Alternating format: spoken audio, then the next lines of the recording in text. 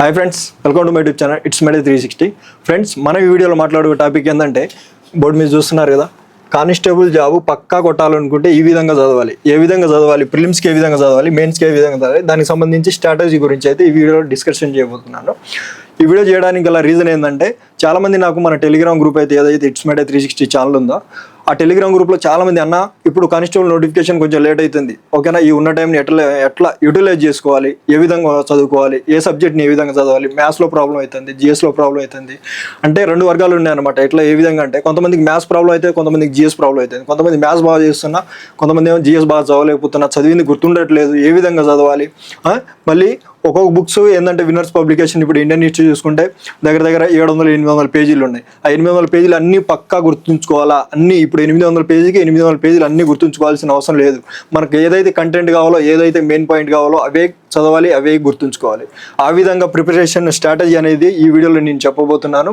అలాగే దాని తర్వాత వీడియోని అయితే ఎండ్ వరకు చూడండి. మీకైతే ఖచ్చితంగా ఇప్పుడు మనకు నోటిఫికేషన్ వచ్చేసరికి మీకు ఒక క్లారిటీ వస్తుంది. ప్రిలిమ్స్ ఏ విధంగా క్వాలిఫై అవ్వాలి, అలాగే మెయిన్స్ ఎలా క్వాలిఫై అవ్వాలి, మెయిన్స్ క్రాక్ చేయాలి, జాబ్ ఎలా వస్తుంది అనమాట, ఓకేనా. ఎందుకంటే ఆల్రెడీ నేను జాబ్ కొట్టాను కాబట్టి నేను నా ప్రిపరేషన్ టైంలో ఏ విధంగా చదివాను, ఎటువంటి ట్రిక్స్ పాటించాను, స్మార్ట్ వర్క్ ఏంది, హార్డ్ వర్క్ ఏంది, ఎక్కడ మనం యాక్టివ్గా ఉండాలి, ఎక్కడ మనం ఏ విధంగా టెస్ట్ సిరీస్లో ఏ విధంగా రాయాలి, ప్రతి ఒక్కటి అనమాట. సబ్జెక్ట్లో కొన్ని మ్యాథ్స్ ద ఫాలోయింగ్స్, కొన్ని టాపిక్స్లో ఓన్లీ ఇప్పుడు ఇండియన్ హిస్టరీలో కానీ కొన్ని టాపిక్స్లో ఏంటంటే ఓన్లీ మ్యాథ్స్ ద ఫాలోయింగ్సే అడుగుతారు. ఆ సెలెక్టెడ్ టాపిక్స్లో ఓన్లీ మ్యాథ్స్ ద ఫాలోయింగ్స్ తప్ప వేరే అడగడు. కొన్ని టాపిక్స్ దగ్గర ఏంటంటే మనకు ఆ కాన్సెప్ట్ మీద ఐడియా ఉండాలి. ఆ విధంగా మనకు ఒక్కొక్క టాపిక్ మీద ఏ విధంగా ఉండాలి ఏందనేది పూర్తిగా అయితే మాట్లాడదాం. ఫస్ట్ అయితే ఏ సబ్జెక్ట్లో ఎన్ని మార్క్స్ వస్తాయి అన్ని డీటెయిల్గా అయితే చెప్తాను, ఓకేనా. వీడియోని అయితే ఫస్ట్ ఖచ్చితంగా లైక్ చేయండి, కొత్త వాళ్ళు ఉంటే సబ్స్క్రైబ్ చేసుకోండి. అలాగే మీకు ఫర్దర్ నోటిఫికేషన్ సంబంధించి కానీ ఫర్దర్ ఏ డౌట్ ఉన్నా కానీ ఏమున్నా కానీ మన టెలిగ్రామ్ గ్రూప్లో జాయిన్ అవ్వండి. కింద డిస్క్రిప్షన్లో లింక్ ఉంది. టెలిగ్రామ్ జాయిన్ అయ్యి నాకు మెసేజ్ చేసినా పర్లేదు, లేదంటే ఈ వీడియో కింద కమెంట్ రూపంలో మీ యొక్క డౌట్ ఏదనేది కమెంట్ చేస్తే నేను నెక్స్ట్ వీడియోలో దాని మీద వీడియో చేయడానికి కానీ, లేదంటే అక్కడ మీ కమెంట్కి రిప్లై ఇవ్వడం జరుగుతుంది, ఓకేనా. మాట్లాడుకుందాం. ఇక్కడ స్ట్రాటజీ అని ఉంది కదా, స్ట్రాటజీని చూడండి. అసలు స్ట్రాటజీ అంటే మీనింగ్ ఏంది చాలామందికి తెలియదు. స్ట్రాటజీ అంటారు కానీ, a long term plan to achieve a specific goal by carefully choosing how to useful your available resources. అంటే స్ట్రాటజీ అంటే ఏంటంటే, ప్రజెంట్ నీ యొక్క గోల్ని నువ్వు సాధించడానికి ప్రజెంట్ నీకున్న ఈ సమయంలో నువ్వు ప్రణాళిక వేసుకునే ప్రణాళిక నువ్వు ఏ విధంగా వేస్తావు, ఆ ఉన్న టైంని ఏ విధంగా యూటిలైజ్ చేసుకుంటావు, దాన్ని ఎంత పకడ్బందీగా ప్లాన్ చేసుకుంటావు, ఏ విధంగా నువ్వు అదే చతురేతం అంటారు కదా, ఆ విధంగా ప్లాన్ చేసుకుంటావు అనే దానికి స్ట్రాటజీ సింపుల్ వర్డ్ అనమాట. అసలు దానికి ఫుల్ మీనింగ్ అనేది ఇది, ఓకేనా. నెక్స్ట్ మనం టాపిక్లో వెళ్తాం. ఎస్ఐ అండ్ కానిస్టేబుల్కి సిలబస్ అనేది కామన్, ఓకేనా. సిలబస్ అనేది కామన్ అందరూ, కాకపోతే అడిగే డెప్త్ క్వశ్చన్స్ వేరే ఉంటుంది, ఎగ్జామ్ ప్యాటర్న్ వేరే ఉంటుంది, ఓకేనా. ప్రిలిమ్స్లో ఎస్ఐకి అయితేనేమో 100 మార్కులు మ్యాథ్స్కి వస్తుంది, జిఎస్ ఏమో 100 మార్కులకు వస్తుంది, మొత్తం 200 ఉంటుంది అనమాట.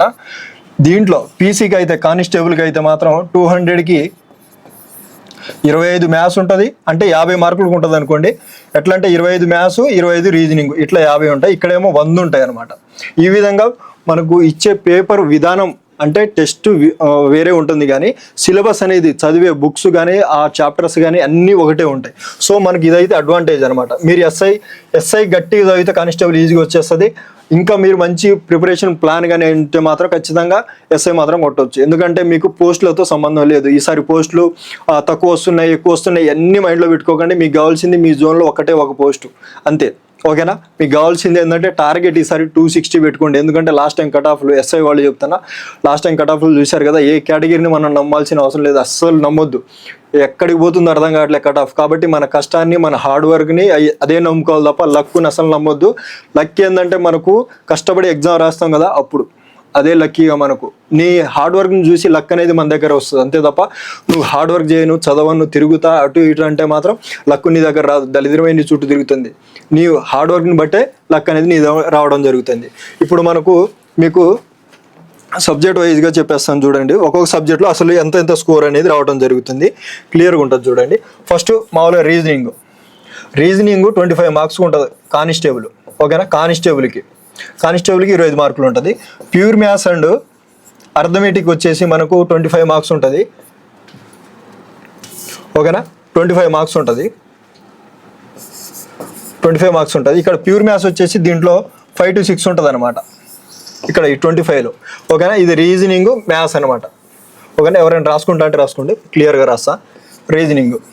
రీజనింగ్లో వచ్చేసి 25, ప్యూర్ మ్యాథ్స్ అండ్ మ్యాథ్స్ వచ్చేసి 25, ఓకేనా.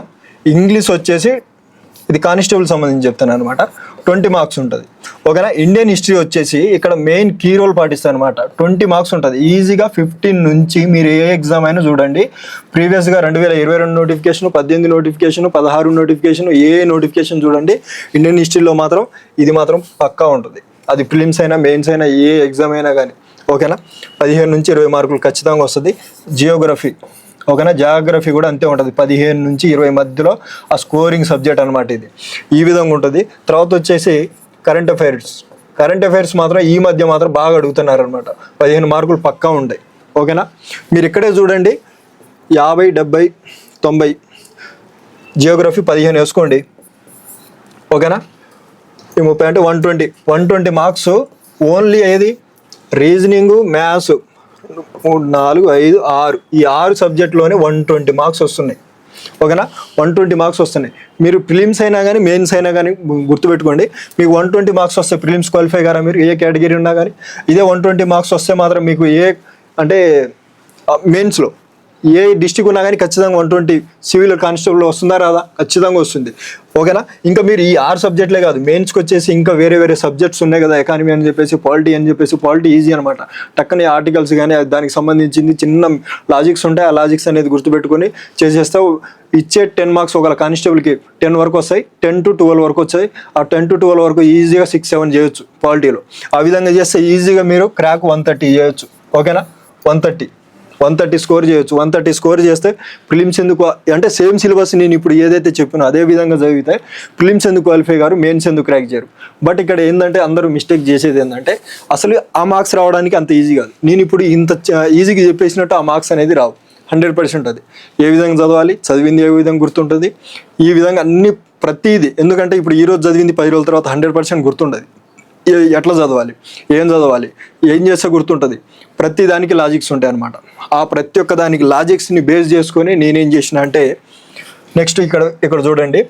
అయితే నేను ఒక సక్సెస్ కీ పాయింట్స్ అని చెప్పేసి ఒక గ్రూప్ అనేది క్రియేట్ చేయడం జరిగింది. సక్సెస్ కీ పాయింట్స్ చూడండి, ఇక్కడ సక్సెస్ కీ పాయింట్స్ అని చెప్పేసి ఒక ప్రైవేట్ గ్రూప్ అనమాట ఇది. ఎందుకంటే ఇప్పుడు నా టెలిగ్రామ్ గ్రూప్లో అనేది 10,000 మంది ఉన్నారు. నేను ఏమైనా మెసేజ్ చేస్తే ఖచ్చితంగా రోజుకి ఒక 200-300 మెసేజ్లు వస్తాయి. ప్రతి ఒక్కరికి రిప్లై ఇవ్వడం అనేది కష్టం అవుతుంది. ప్రతి ఒక్కరికి ఇప్పుడు నా ఓపిక, నా డ్యూటీ చేసుకుంటా అనేది కష్టం అవుతుంది.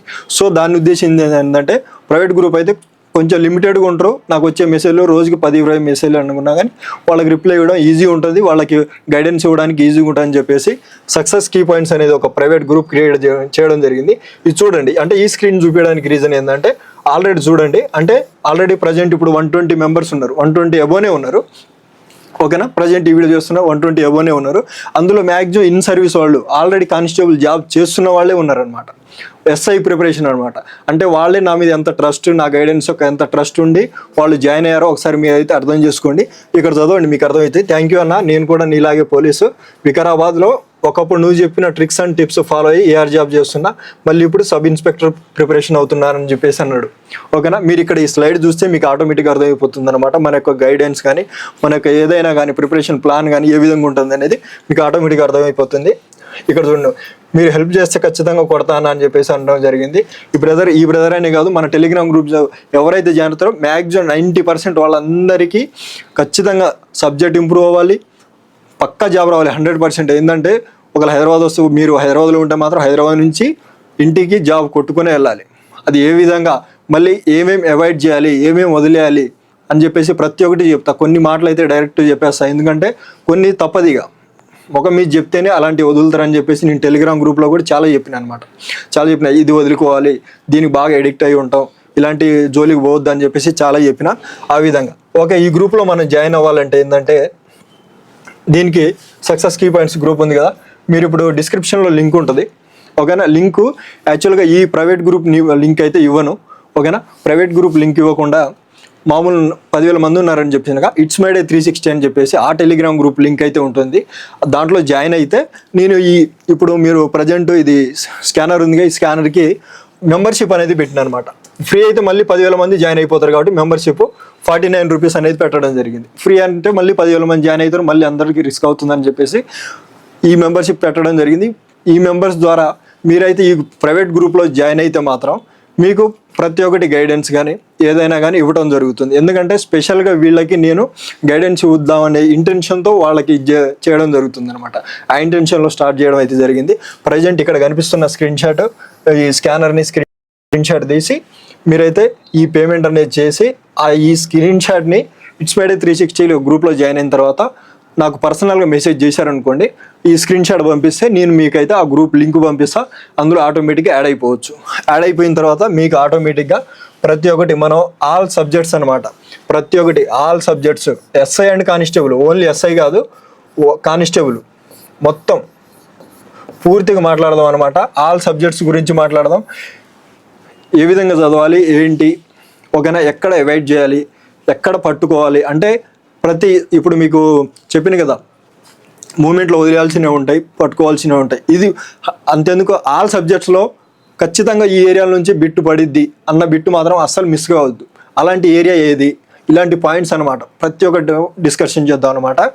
ఓకేనా, ఎవరైనా ఇంట్రెస్ట్ ఉన్న వాళ్ళు మాత్రం ఖచ్చితంగా ఈ గ్రూప్లో జాయిన్ అవ్వండి. జాయిన్ అయ్యి నాకు మెసేజ్ చేసినా ఏం లేదు, ఓకేనా. నేనైతే గ్రూప్లో లింక్ పంపించేస్తా, యాడ్ అయిపోతారు, నో ప్రాబ్లం. ఇంకా మీకు ఏమైనా డౌట్ ఉంటే మాత్రం ఖచ్చితంగా కింద కమెంట్ చేయండి, నేనైతే రిప్లై చేస్తాను.